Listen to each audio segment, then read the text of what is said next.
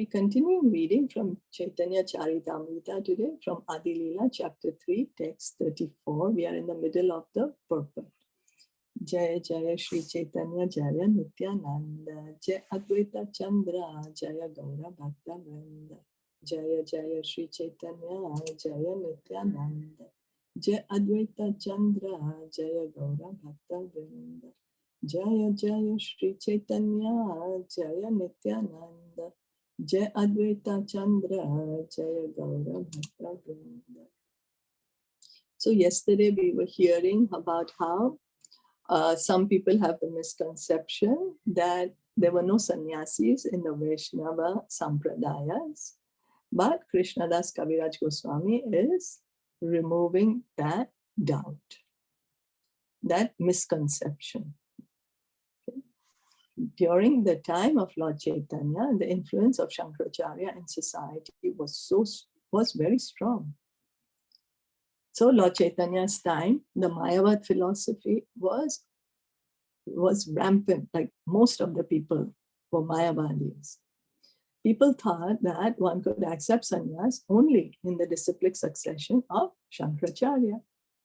Lord Chaitanya could have performed his missionary activities as a householder, but he found householder life an obstruction to his mission.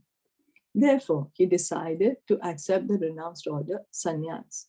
So it's not that a person should take up the sannyas order to become famous, or that I will become famous, people are going to bow down to my feet, they're going to give me so many things, I will get so many facilities, I will become famous, people will honor me, respect me. No, but what is the reason to take sannyas? To be able to preach more, to be able to go everywhere and preach about Krishna consciousness.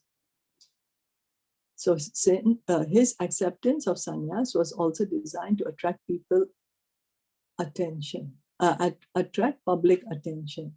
Lord Chaitanya, not wishing to disturb the social convention, took the renounced order of life from a sannyasi in the disciplic succession of Shankaracharya, although sannyas was also sanctioned in the Vaishnava Sampradaya.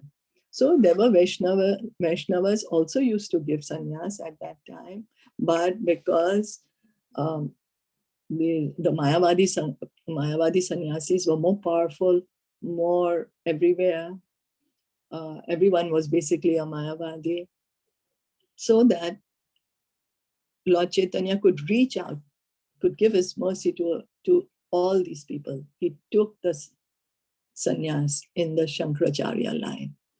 He took that in that line. And we will see later how he changed the Mayavadi sannyasis and made them into devotees. Because the Mayavadi sannyasis are not devotees. They think they are Narayan themselves. So they are in fact offenders at the lotus feet of Krishna. That instead of serving Krishna, they think they are Narayan. So we'll see that how by doing this, Lord Chaitanya, he transformed so many of the Mayavadi sannyasis into devotees. In the Shankara Sampradaya, there are 10 different names awarded to sannyasis: Tirtha, Ashram, Vana, Aranya, Giri, Parvat, Sagar, Saraswati, Bharati, and Puri. Before one enters sannyas, he has one of the various names for a brahmachari, the assistant to a sannyasi. So the brahmachari, they would be servants of the sannyasis.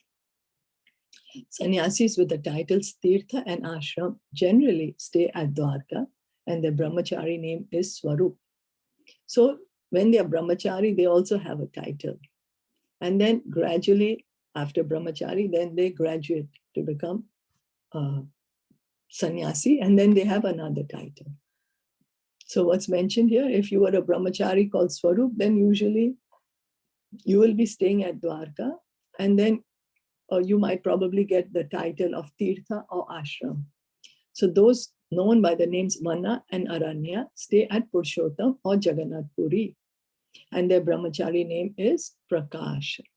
Those with the names Giri, Parvat, and Sagar generally stay at Badrikashram, and their brahmachari name is Ananda.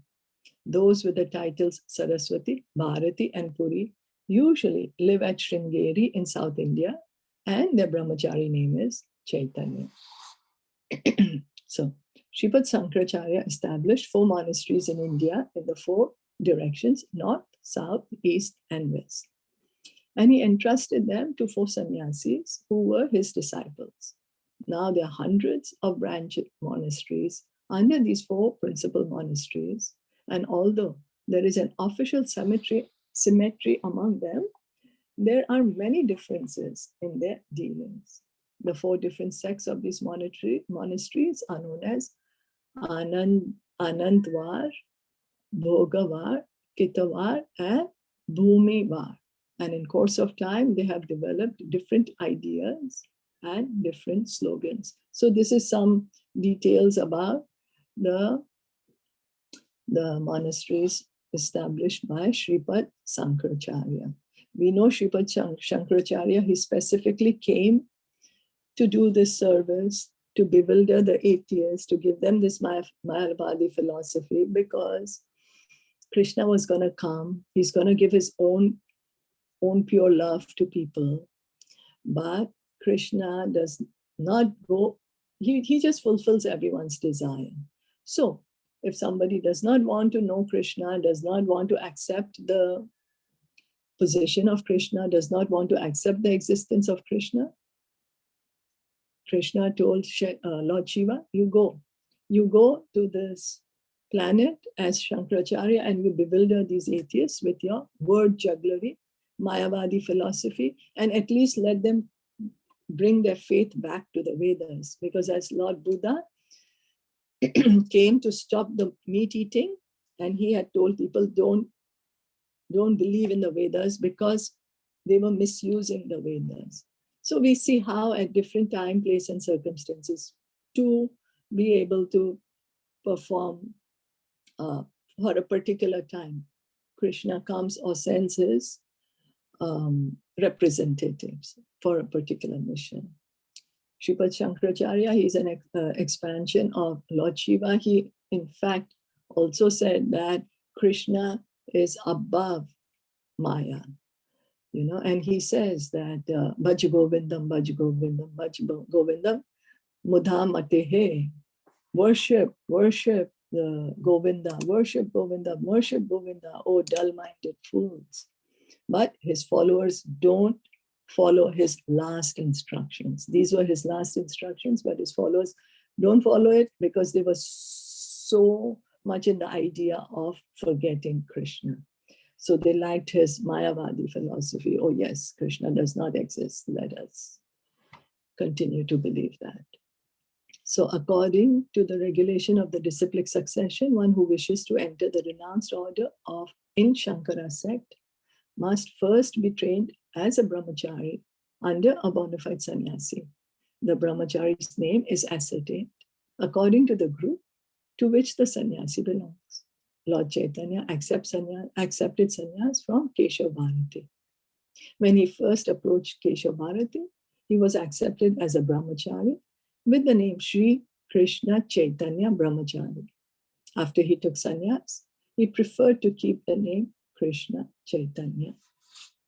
The great authorities in the disciplic succession had not offered to explain why Lord Chaitanya refused to take the name Bharati after he took sannyas from a Bharati until Srila Bhaktisiddhanta Saraswati Goswami Maharaj volunteered the explanation that because a sannyasi in the Shankara Sampradaya thinks that he has become the Supreme Lord, that he has become the Supreme, Lord Chaitanya, wanting to avoid such a misconception, kept the name Sri Krishna Chaitanya, placing himself as an eternal servitor.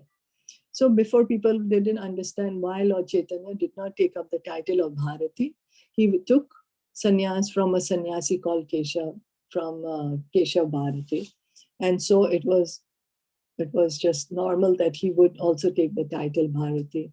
He also took the brahmachari from Keshav Bharati, and so his name was Sri Krishna Chaitanya Brahmachari. But what happens is the Mayavadi sannyasis, they think they are Krishna themselves. They think they're supreme. They don't give the name Krishna, but they call themselves Narayan. Or they think they are the supreme Brahman. But Lord Chaitanya, although he's the Supreme Lord, he came as a devotee. He came to show us the truth. And so he did not take the name Bharati because he's portraying himself as a devotee. So to show that, a devotee never thinks of himself as God. A devotee always thinks of him as a humble servant of the servant of the servant. A brahmachari is supposed to serve the spiritual master.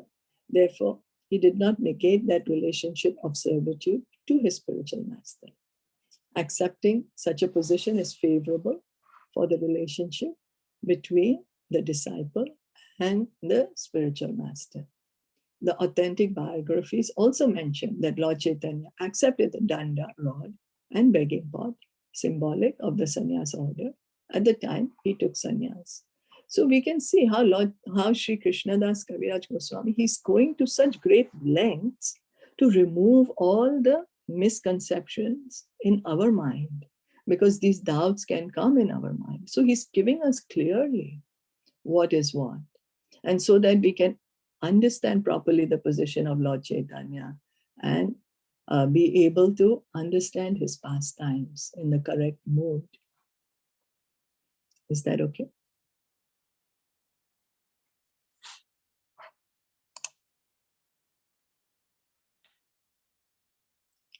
Yeah.